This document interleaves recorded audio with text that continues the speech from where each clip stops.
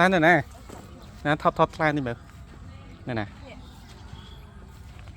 Đi bé. Lan.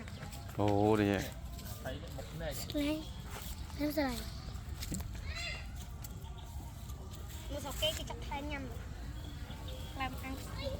Ơi. Ê. Lan rồi. Đây cái tụt lại. Cái má. Lan. Mua. Tôi thấy ăn cơm mama. Apa ikan? Ai kì? Apa ikan? Kasang tekan. Kasang mau. Mơ anh mà mơ nó nâng ấy. Anh cái thon nè. Có thơ. Ba con mơ. Mơ kì. Mơ ấy. Ai ăn pa. Mà nữa. Chậm bà ai. Ba. Papa kan. Papa kan nhiều. Ai con. Apa? Ai con nó nhiều. Rồi. Tôi xăm nữa ai con. Vô tôi sắp tới. Thật. Hồi nó ta mơ mà. Ta mơ tiền mà. Mơ khơi tiền đó. Ta mơ mà. Hãy ăn pa. Một đấy.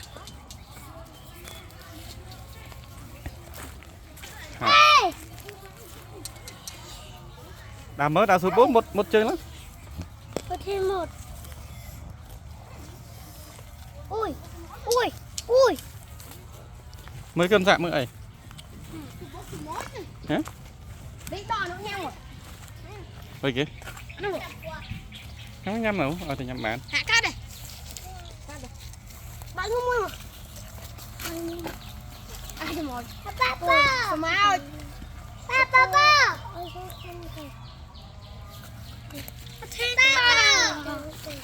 Tôi vô bãi trứng anh một bò. Tôi vô bãi trứng luôn anh mất, tôi vô mất. Nọ tao mới bằng cớ, khám á.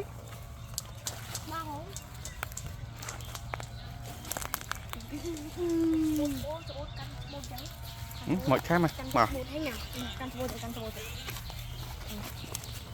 Ở đây này. Tiền thôi kia. Chẳng được mangขึ้น men rồi. Nhâm cá đây. Nhâm không? Tại sao sao? Thành nhâm rồi. Bơ đây nhâm rồi, ngay nhầm. Phải không sao?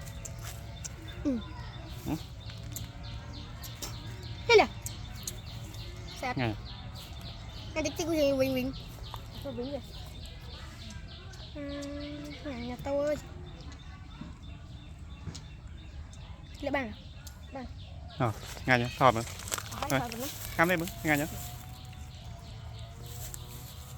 Em Vinh. Nè.